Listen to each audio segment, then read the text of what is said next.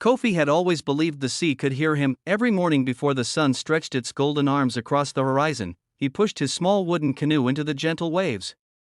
The ocean breeze kissed his face, and the smell of salt wrapped around him like an old friend. Fishing wasn't just how Kofi helped his family, it was where he felt most alive, but the sea was not always kind. Some days, the nets came back empty. Some days, the waves grew restless and wild, testing his courage.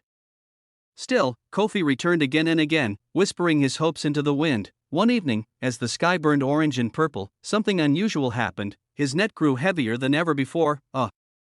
This must be the biggest catch of my life, Kofi said, pulling with all his strength. But when the net broke the surface, it wasn't filled with fish, it was her, a girl. No, not quite a girl.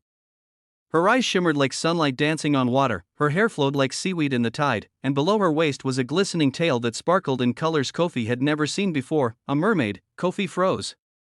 His heart pounded so loudly he thought the ocean itself might hear it. Please don't be afraid, she said softly. My name is Ajoa. Kofi swallowed. I won't hurt you. Carefully, he untangled the net.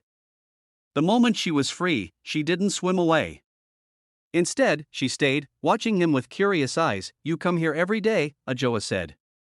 You speak to the sea like it is your friend. Kofi laughed nervously. Maybe it is.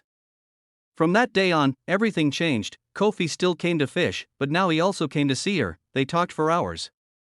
She told him stories of glowing coral forests, of fish that sang like flutes, and of deep underwater caves filled with ancient secrets.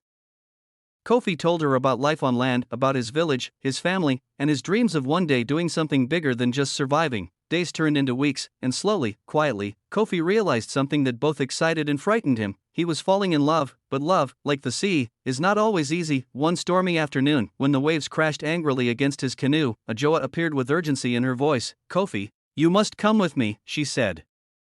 I want you to see my world. Kofi hesitated. I can't breathe underwater.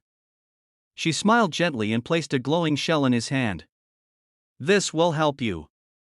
But only for a short time. The storm roared around them. This was not safe. This was not wise, but Kofi looked into her eyes and chose trust. Okay, he said. They dove beneath the waves. At first, fear gripped him. The ocean swallowed the light, and the world above disappeared. But then, something incredible happened. He could breathe. And what he saw took his breath away all over again. The underwater world was alive in ways he had never imagined. Coral towers rose like castles. Schools of fish moved like dancing clouds. Strange, beautiful creatures glowed in the deep like living stars. Ajoa swam beside him, laughing as she guided him through her world. This is where I belong, she said. Kofi smiled, but his heart felt heavy, because he knew he didn't belong there.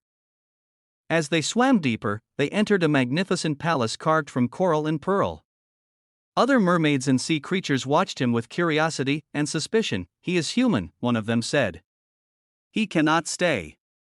Kofi felt the truth of those words, and then the shell in his hand began to dim. Kofi, Ajoa said, her voice trembling, it's time.